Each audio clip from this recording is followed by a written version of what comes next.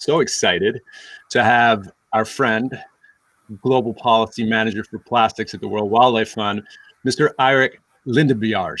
Did I get it?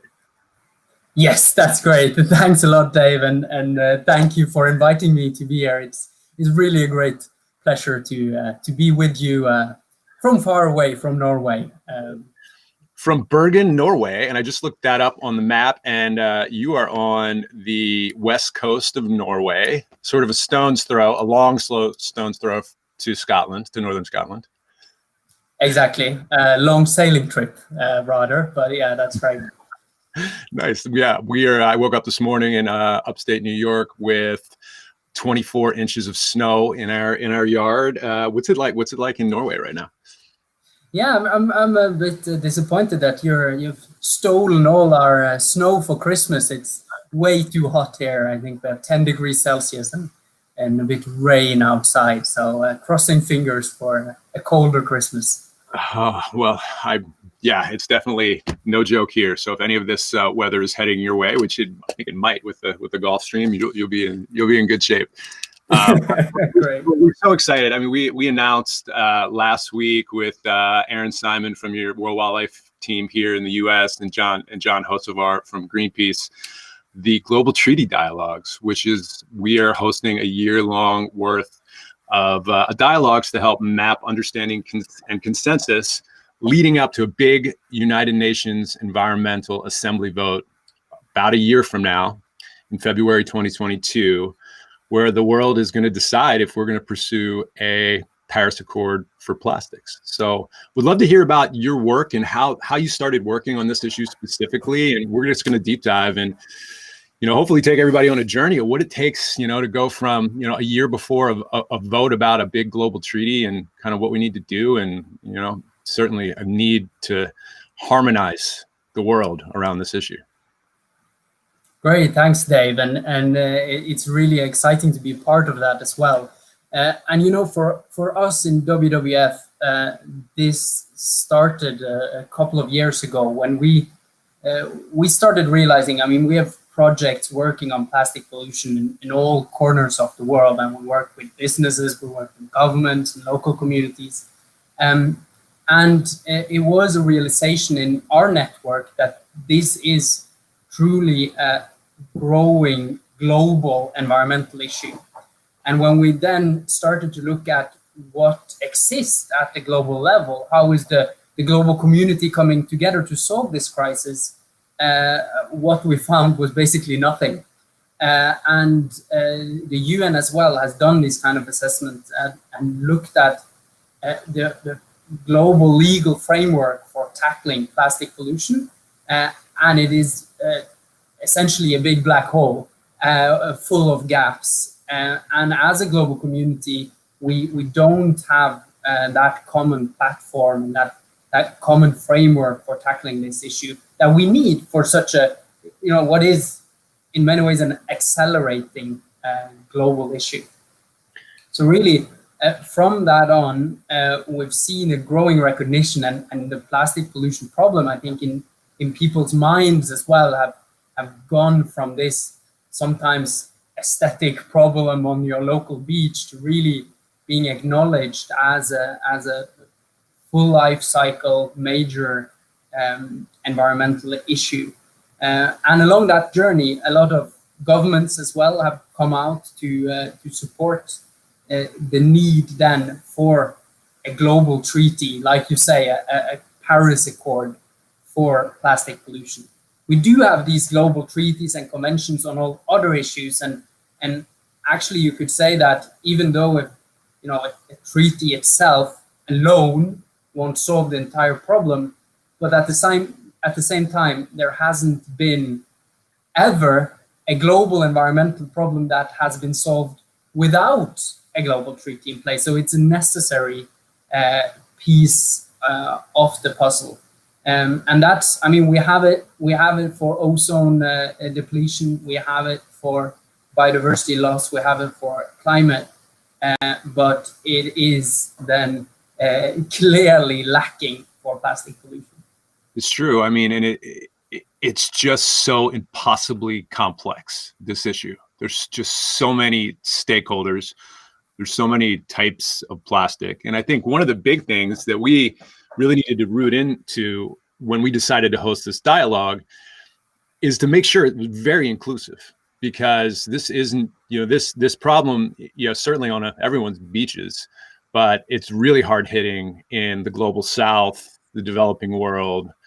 It's just like, 2 billion people today don't have any waste collection. So they're forced to burn, they're forced to illegally dump, they're forced to do whatever they can do to get rid of their waste.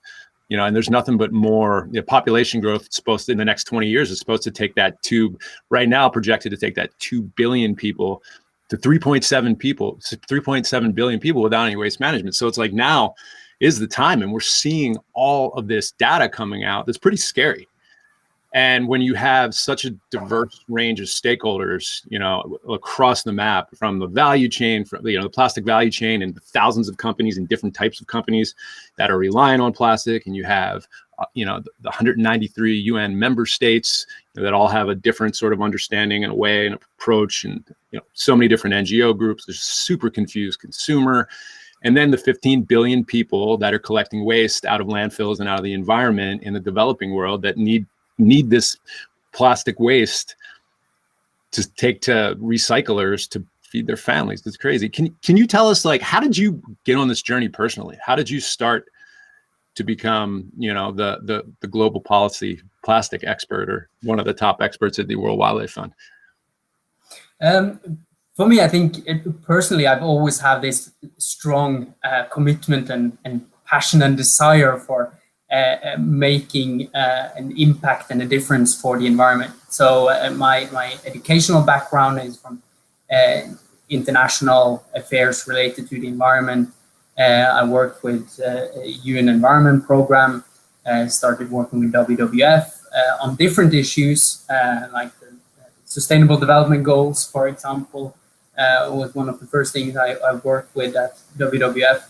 And coming from a coastal town in Norway, from Bergen, I've always been physically close to the ocean, but I guess also emotionally linked to it. So working on protecting the oceans from what is really a huge upcoming disaster, in a way, felt very right. And then with my work with the UN Environment Assembly, we identified also this opportunity that now is the time really to get in place a new treaty on plastic pollution. And then naturally, I would say, Dave, I kind of transitioned into that role, and I then became the global leader for the WWF network, working for that. So both academically and emotionally attached to the issue, I would say. How we got started at SoulBuffalo was taking senior leaders from big companies on expeditions and getting them sort of boots on the ground in Antarctica and Greenland for climate change. So like Fortune 50 companies taking 30 of their top leaders to Antarctica. And we did a lot of wildlife conservation work, and we would immerse leaders in the anti-poaching initiatives in Zimbabwe. And I was in India. I don't think I've told you the story. I was in India, and we did a big human wildlife conflict in southern India with like tigers and elephants. And on the way back through Delhi, I got some university professors to take me on a waste tour. And this was like 4 or 5 years ago, when it was like totally, plastic was in the zeitgeist, but it was like before the straw was up the turtle's nose. It was before like everyone was talking about plastics, and it was like an everyday headline. And I did this day tour of Delhi, and like this, it just was it was emotional. I mean, like these giant mountainous landfills, on the outside of town, and just seeing all these people, digging through the trash, pulling plastic out, and just how bad some of those areas were, it just hit me at a really core level. And that's how we got into this. After that, we booked a ship and took 165 leaders out into the middle of the Atlantic Gyre and had the Ocean Plastic Leadership Summit. And that's where we, deepened our relationship with Greenpeace and World Wildlife Fund and built this trust really across the value chain, which was really interesting. but it is emotional, and I think so many people have emotional, experiences with plastic because you can feel it, and that's where I think there's hope, because with 25 years that it took for the Paris Agreement to pass. I mean, not for a lot of reasons it took, but for a lot of that time period, there's just a lot of disagreement about whether it was an issue. And what we have here in the plastic, there's no disagreement. Like, everyone knows, industry, activists alike know that this is a really big issue. In your conversations with different governments, can you give us a sense of like who are some of the leaders, or maybe, and I know there's some surprising countries that are leading the way, like Rwanda, but we'd love to like the countries that are really leading the way on this. We'd love to kind of dive in there. Yeah, definitely. I think the leadership on this issue comes from many corners of the world, and for different reasons, right? I think the Pacific Island states, for example, were some of the first countries who really spoke up for this. I mean, they're already out there in the boat near the gyre. They can see the plastic floating into their beaches. They know that only a small part of it been emitted from their own countries. They immediately see with their own eyes that we cannot solve this issue without international cooperation, right? They were early on leading the race. Then there are countries in Southeast Asia who are experiencing already the large impacts at scale, both social impacts, economic impacts, and also the environmental impact. So Vietnam, for example, Philippines have clearly spoken out for the need for a global agreement. And I think those are some of the countries who are really feeling this issue at the moment.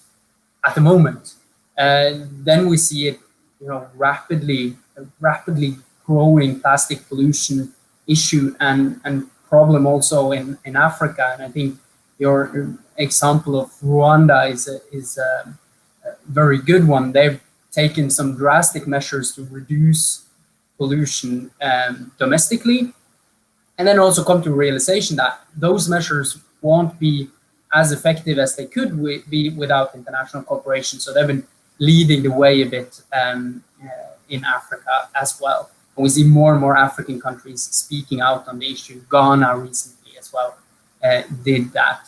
And then there's Europe. The European Union have taken some important measures over the last years and have now also in their circular economy action plan committed to take a leading global role to get in place this global agreement on plastic pollution. So I guess they will be leading then with all these other leaders, right? So there are many of them, which I think is a very good thing. But again, also, I mean, I think we've counted now. It's about a bit more than like 65 countries who have publicly come out and committed to the idea, which means that there are a lot of countries left as well, and there's a lot of work still to be done, and a lot of countries sitting on the fence trying to figure out, is this, do we really? I think it's much down to is, do we really dare to commit ourselves to actually be part of the solution? So, and then the UK just came out and said that they were generally, one of their sort of lead environmental ministers just came out and said they were on board, which was like a pretty big win, right? Like that wasn't necessarily expected. Exactly. No, that was, and it was a very clear statement, and it was a statement that both spoke to the urgency of the problem, that we need to get this done now, and it spoke to the ambition. We need to get an ambitious and effective global agreement, not just sign a paper just for signing the paper. And I think that's where also our treaty dialogues also come into place. Yeah, totally. Right. I mean, you look at, there's the what, where there's actually a lot of agreement, that as far as maybe the structure, right? These three major reports came out in 2020. The first being the business case for a global treaty, which was put out by the World Wildlife Fund and the Ellen MacArthur Foundation. And there were 30 plus Fortune 500 companies that signed up for the idea, supported the idea of a treaty. Really incredible report. And we'll link all these reports in the recap of this podcast. There is a government treaty that came out by the Nordic Council of Ministers, who I want to meet this Nordic Council. Do you actually know the Nordic Council of Ministers? Because they sound like a pretty cool group, and I would like to at some point in time meet some of these folks.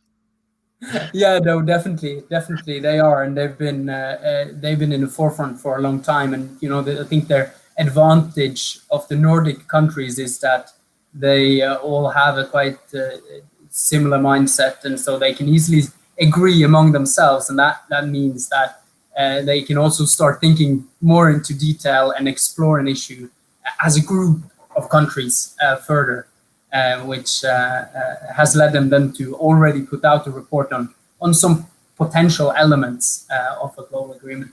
And I read 148 pages. I read them all. I'm super proud of myself, but it was an easy read. I mean, it's fascinating. And they put out what really a framework could look like, what could be included, what they think should be included. That was really, really amazing. We'll link to that too. And then the last report that came out a little earlier in the year was from the Environmental Investigation Agency, Gaia, and CL, which is the environmental NGO perspective on why we need a treaty. That is backed by Greenpeace, that's backed by Break Free from Plastic movement, and it breaks down like general framework. And, just to quickly not get too into the weeds, but, the idea of like monitoring and reporting. So like harmonizing definitions of all these different categories across all these countries. Because right now everyone's speaking a completely different language around the world with respect to this. Varies so much from region to region. And then how do you environmentally monitoring this? How do we share and report on data? Like, what are the national action plans, right? Like, similar to the way the Paris Agreement is set up, right? So that's sort of like the first pillar. Then the second pillar would be this, like, what the prevention efforts would be, like sort of the global plans, how we tackle microplastics versus nanoplastics. How do we standardize labeling, right? Like, that's like a big thing. Like, how do you know what piece of I'm looking around for plastic on my desk, like different types of plastics are and how you can recycle them, because it differs widely. In the US, I can't recycle a clamshell strawberry container where I am, but two towns over they can, and in New York City they can't. So it's really interesting, like just regionally, and it gets so complicated there, right? Then it's like coordination. So how do we work with other agreements, like the Basel Agreement that tackled the amendment that just passed this past year that talks about how to like bring transparency to the global plastic waste trade, and MARPOL Annex 5, which prevents illegal dumping from ships. And how does this infuse with climate change, right? Because there's clear correlations between the plastic issue and the climate issue. If we have dead oceans, it's not going to be good for the climate, right? So, and then finally, like the technical piece, like how do we assess progress and who's playing the bank for, there's so much that needs to be discussed. But I think generally the framework seems to be agreed upon. What's in the treaty, totally different, right? You have, environmental, the environmental report is definitely pushing for plastic reduction as a whole, which, is definitely lots of industry groups don't agree with that approach. Then on the flip side, the industry groups are really pro, advanced recycling technologies and different ways to handle all this plastic waste that's ending up in the environment. And there's, definitely like a lot of challenge from the environmental groups there. But I think, in generally, there's this like infusion of like hope and optimism that once we get on this journey and once we start to drive on this, like both collectively what we're doing with the global treaty dialogues, but just, with the world, as we start talking about this, that we can do something and that this problem is solvable. What are your, definitely, Dave. And I think that you see a lot of the conversion there, also around some elements that they make so much logical sense.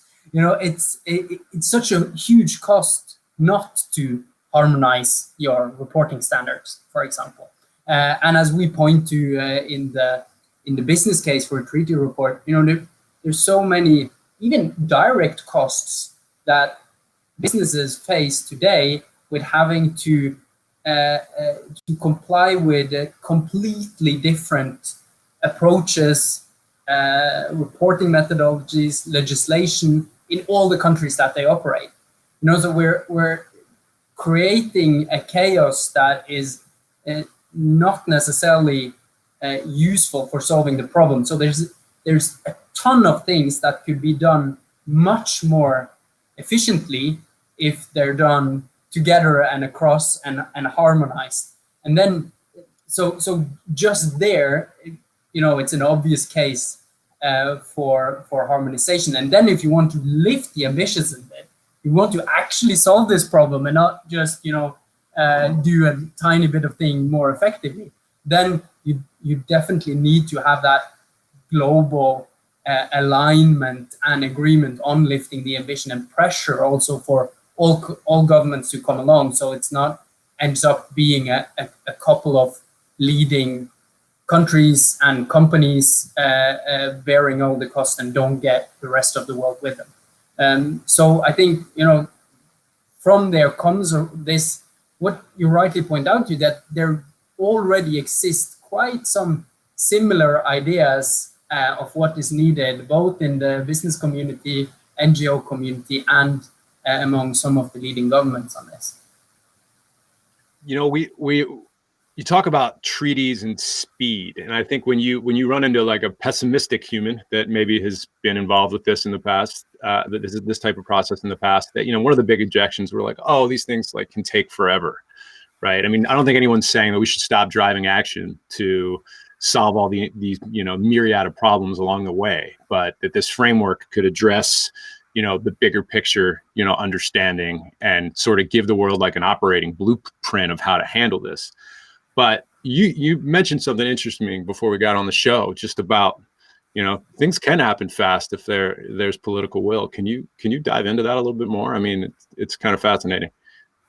Yeah, no, I think that the argument of time is something that, of course, to a certain degree, it's valid. If you want all the actors, all the governments in the world to agree to something, of course it will take time, because some will have a problem with one issue, some you have to adjust and you have to negotiate. So that process, of course, takes a little bit of time. But really, if it will take 1 year or 10 years, or I guess 25 years, that is completely a function of political will. If the government leaders want this to happen fast, then it will happen fast. So sometimes I get with politicians who using it as an argument, this will take so much time. Well, it won't take much time if you prioritize it. So I think that's an important aspect, and we've seen example of that in the past, right? For example, the Montreal Protocol, like huge ozone depletion becoming a huge problem, becoming a political priority for many countries as they saw the risk of cancer really becoming very evident in the 80s, and put together an effective treaty in 1997 that now we can say 30 years later has actually solved the problem. And we saw it also with the Framework Convention of Climate Change. Now, it took a long time before the Paris Agreement was added to that agreement. But before the Rio Summit, 1992, there was a clear drive to get global treaties into place. There was a political pressure to get it done by that summit. So they managed to negotiate in just 1 or 2 years, Framework Convention on Climate Change, Framework Convention on Biodiversity, and on desertification. So, there are many other examples, and also from different fields than the environment as well. International cooperation doesn't have to be this thing dragging on for decades. There's enough political will, and if there's enough push for it, then it can happen in 1 or 2 years. So it's interesting. We have this like 12-month win. Well, we're going to kick off the global treaty dialogues. It looks like, because of some big meetings that are happening in early March, And we're going to have like a year to bring stakeholders from all over the map. So across the industry, from the petrochemical sector to big consumer packaged good companies, to retailers, to waste management companies, all these different industry groups, and then environmental groups and activist groups. And, I'd say most importantly, folks on the ground in the global South, in the developing world, where this issue is, already like a crisis that, and I think most people have probably at this point have seen some of the beaches in Southeast Asia and Indonesia and the Philippines and Sri Lanka and India. I mean, it's bad. But it's so important to have that piece front and center, and to have those players, just be like a really key partner here. Like, what do you think?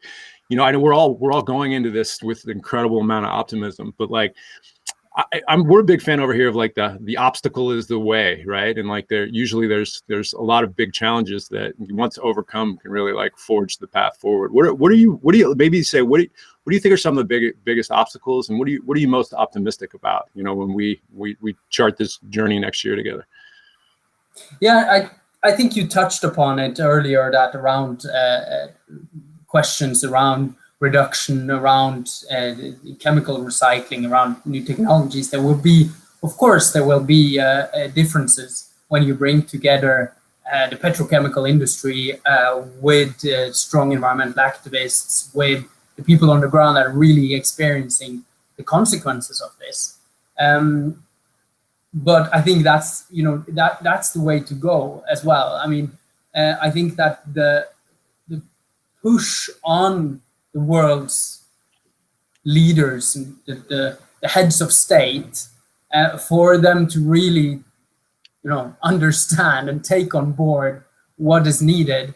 I think that one voice alone from any of these groups would really have the impact, and that is what I think one really important aspect of this, that we're able to bring together all these communities and unite around and put on the table, this is the areas where we really think that a treaty should be designed to make a difference. And I mean, now the whole UN process was put on hold for a year due to COVID. The big decision-making moment was supposed to happen then in February 2021. That was postponed because of COVID. So, let's take that gap that's created and use it rather. I mean, use the big crisis and get some positive out of it as well, and use it as an opportunity to actually bring in all these actors and all these people that normally aren't the ones that are negotiating global treaties, right?